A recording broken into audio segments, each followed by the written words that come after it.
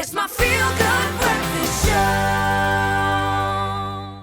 So we promised you a French toast cake, and yes, we are going to deliver. Food writer and good friend of our show, Herman now joins us in the kitchen to share this take on what promises to be one of the biggest foodie trends of 2024. It's definitely a first for us in this kitchen.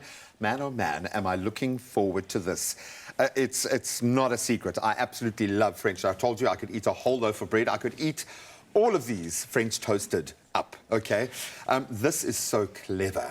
So clever. So that being said, I know it's going to have a little bit of your twist. I see the golds, yeah, a bit of rose gold gild. Oh, look like at I said, that. I'm a magpie. If it You shines, really I'm are. But this looks quite bougie and quite Yeah. over the top, which I love, because if you're going to make a French toast cake, it better be a statement Yeah. piece. So that being said, I'm hoping it's not too complicated and we can have a little bit of fun with this. So all I need to know is, where do we begin? Yeah, never in my kitchen is complicated. Great. Simplicity, Yeah. you said it. Simplicity is the key. word, yeah. So we start with croissants.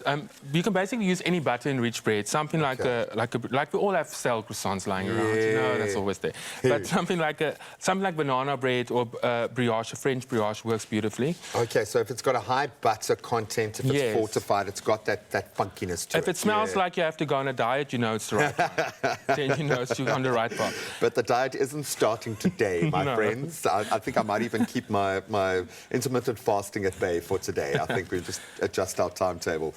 And what's amazing about this sort of my recipes I like to get the kids involved in the kitchen. Oh, brilliant. I think there's nothing more magical than to have kids feeling ingredients, telling them the story where the ingredients come from. Completely. Some of the best moments of my life, and especially with COVID, when we now have the chance to look back and see the silver lining. The time that I got to spend in my kitchen with my kids over that period will be stuff that I treasure for the rest of my life. But there is a parenting hack in that. If you're wanting your kids to eat things, not that I think they're going to struggle to eat a cake of any kind, but if you want them invested in the meal, involve them in the process. Yes, completely. Let them make choices about what they're putting in. Let them touch and feel and taste. You work on the fine motor skills. You develop their sense of taste. And also teaching them about math skills, like put a half a cup in. For sure. I still don't get that right, so I'm not even going to start with that. I'll teach you today half a cup and a full cup. And I like the fact that this is pretty rustic. It's not like requiring any kind of really expensive kitchen aids. You're just rocking in there, rip it up and make. These are the best kitchen aids. Exactly. Yeah. Okay, cool. So we've got our croissants in here. So that's basically the base. So classically in my kitchen, I would maybe add, like I said, half a loaf of banana bread in here, just to get that fruity flavors. Okay. But any bread that you have will work. Okay, now we start with all the beautiful things. White chocolate. Oh, there we go. It's after all it is desserts. Yeah. So like a fine, I'll keep a little bit for me when I go home. I'm addicted to chocolate. We do have take-home buckies here. You are more than Lovely. welcome to take it home. But again, like if you want to go, say for instance you want to go sort of a different route, go like a combination of dark milk and white chocolate. Ooh, best of all the get a worlds in beautiful there. marble ripple. Exactly. Even what's the new chocolate ruby, the pink one. You can add beautiful flavors Yes, in there. you're just spitting trends today, hey? I am, I'm Are you walking. following, are you forecasting, or are you creating trends today, my friend? Yeah, 'Cause we I are. have a feeling... Trendsetters. Exactly. I have a feeling there's going to be a lot of new little snippets on TikTok. Okay, so the sugar... Some sugar, that helps with the caramelization, also makes it a bit sweeter. Okay. Then vanilla. Also, again, if you want, you can use something like rose water or orange blossom water. It can be beautiful in there. Ooh, I think if you're using your spicier kind of vibes, a bit of rose water to take it to turkey. Use Maybe that add a bit of flavour. tahini in here would be lovely. Ooh, check. So vanilla. And then on that side, you can make the custard. So important for bread, for French toast, of course, is the custard, which gives the bread new life. It gives it its body, so to speak. Okay, so how do I create the custard? So my formula is always 100 ml of milk on 1 egg. So you can sort of, I think there's 6 eggs. What is that? 2, 4, 6, yeah. 6 eggs you can put in the bowl there. Okay, so eggs first, eh? Yeah, break them in there. And then basically just whisk it up. Again, you can also add your flavorings to your custard if you don't want to add them into your bread base here. Okay. I mean, it's up and then to you. I suppose you get a nice liberal kind of spread of all of those. Classically growing up, flavours. my grandma always used to add a little bit of, in Afrikaans we say swimpy, a little bit of cinnamon to her bread and butter pudding. Yeah, I think my granny was always nutmeg. Yeah, nutmeg. A little bit of, it's just a heady spice, just to give it a little bit more. And that spice is also that subtle bit of flavour coming through at the end. That's the magic of baking. Beautiful. And then your milk. Like a full cream milk. You can also, I'm assuming Nicole and our amazing kitchen team just measured this out because I'm just going to. yeah, we have to trust them, yeah. Yeah, no, there's a lot of trust in this kitchen, and it goes both ways. They put in all the hard work, and then they trust that we're not going to absolutely destroy all of their hard work by the time You we have get out. yet to disappoint. Yeah, no, well, look, I think what you see on TV and what happens behind the scenes might be slightly different. Okay. There we go. Okay, and this is quite a nice kind of, I suppose, understanding of French toast at its heart. Yes. You've got to get this element right. The custard is where the magic really happens.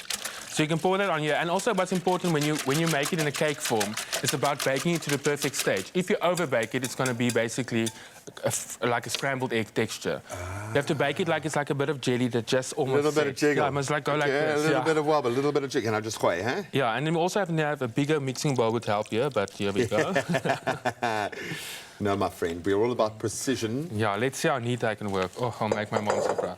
Okay, and then obviously it's going to condense as that moisture gets absorbed. So you basically want to make sure that the croissants or bread or whatever you're using absorbs all that moisture, because that's where the magic is. In essence, we're making a batter here. That's actually what we're doing. It's just a kind of deconstructed batter, if you will. Yeah, wow. Yeah. I'm learning things today, my friend. This is going to be a trend. You better invite me for French toast cake at your house. Now, which one do I do? How do I do it? I'm thinking little French cake muffins. Yeah, that would be lovely, like individual ones. Okay, now we start to add fruit. We need to be healthy also. Blueberries in there. Again, you can use something with more acidity, something like a raspberry would go beautiful in here. Oh, yeah, nice counterbalance. What I do like about the blueberry, you get nice caramelization and then pops. Yes. Pops of flavour. Pops Like of that little fruitiness. gifts to your guests, which is lovely. And then one of my favorite, a little bit of ricotta, creamed ricotta. Goes in there. Yeah, and what I like about this is often, we joke about it being deconstructed and then reconstructed, but very often you would have your traditional French toast, with your blueberries and your ricotta on top, as a finished product. The fact that you can kind of weave all of these flavors together so beautifully, clearly they do work. That balance is great. And the other thing also about making it in a cake form, breakfast, there's always a lot of people, there's lots of dishes, it takes a long time, a lot of pans. One bowl, one cake tin, there you go, everyone has a slice, and life is beautiful. It really is. It's spectacular. Cool. Beautiful. Cake tin, lovely lined, bit of baking paper in there. Okay, lest we forget. Yes, and then... Now, this doesn't look like anything. She's not going to win an award, but I promise you, the oven is a magical thing. She transforms anything into a It's beautiful... just so clever. This is innovation. Yeah. This really, and I get what you're saying about seeing old recipes, traditional recipes, mindsets, the nostalgia. There is an opportunity to reimagine, rethink, but get the best out of it. Don't do it just because it's a trend. No. Do it because it tastes amazing. At the end, whatever we eat, wherever we go, flavour and taste is the bottom line of anything we do. That is the most important measurable thing. How could it flop? What do you really have to avoid? Overcooking, obviously, being a major thing. Yeah, so this will go in the oven about 180 degrees. I assume like 25 minutes to half an hour. It basically just needs to turn golden brown and set. Like literally, like I say, you must have a little bit of jiggle in there. So that's the kind of test you do. Take it out, jiggle, jiggle. Yeah. All right. Yeah. Eggs cook at 60 degrees Celsius. So the moment it's sort of over 60 degrees Celsius, when it cools down, it will set completely. So just take it above 60, well, 100, obviously what your oven temperature is, but it will set eventually. Okay. And that will give you that moist texture. So just beware of the residual cooking. Exactly. And I think that stands with eggs. Look how clever you are. Hey? And then we end up with something like this. It's so cute, man. So what I often will do at my house, also I like if people gossip about me, so I'll bake it in a bundt cake tin to give it a bit more, sort of a different shape, sort of more bougie, Yeah, for sure, because it's an expectation when people come to your house now. Exactly. That looks exquisite. Now it's looking like a cheesecake. It's looking all sorts of amazing. And then if you want to, you can take it off here. I'm going to try my best. Give it a go, give it a go. Let's I'm trying to clean our kitchen as Don't we write go, letters. Ooh. I've had a friend who once ate the little tin at the bottom. I'll do it, eh? If I'm hungry enough, I'll eat whatever. I always assumed that this was rice paper. And then just to make sure that people know it's dessert, we can take a beautiful custard, some vanilla. Again, you can put some rose water in there if you want to. And just spoon it over deliberately, like really a lot. Don't hold back. No, we're making a cake, okay? Don't even, for a second think that we're making breakfast or we're making... I know this is... We've turned literally this recipe on its head, inverted it, And turned made it around 5 times and then remade it, but it works. And then roses. It's almost Valentine's Day, so we might as well start now. Oh, no, don't say Valentine's. Now we're going to have to take down our Christmas decorations. Don't. Exactly. That was the rule. I got everyone to agree that by Valentine's Day, but until then, I need them. Time is running out, my friend.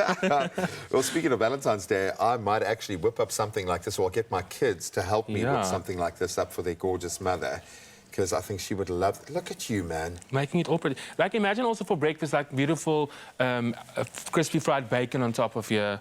Yes. For a breakfast dish. You know, guys, might as well go all the way.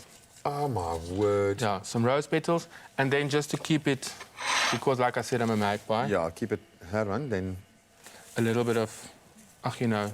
And it couldn't be normal gold, it had to be rose gold. Rose gold. You know, any gold will do. Whatever you get.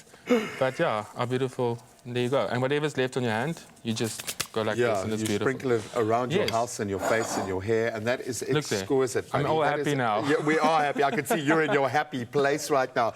I would imagine there are a lot of people in their happy place right now, because this weaves so many culinary threads together. You know, while I've got you here, with these trends, they're a doorway into a whole new culinary world. What is your advice for people wanting to kind of open that up for themselves? Yeah. The most important thing, I think, is stay curious. You know, read a lot, taste a lot, eat a lot, and find trends that you can make your own, you know? Yeah. The more you read, knowledge is power. So read a lot, follow great chefs, follow great restaurateurs, and see what they're doing. And set your own trends. Don't be afraid of food. Completely. Don't be afraid of the food. And the joy is here. You've got a plug-in. You can DM these chefs. You can find your favorite baker, chef, pâtissier, whatever, and DM them. That's the world we live in now. Show some love, show some appreciation, and treat yourself. That's spectacular, buddy. Thank you. Oh, no, I've got some of that gold gilding. Now I can fit it on your mantelpiece. This is an exquisite way to look at something old, completely reimagined. It's delicious as it was. It's even better like this. And if you want to get your hands on the full recipe, I suggest you do it right now. Head online to expressoshow.com and enjoy.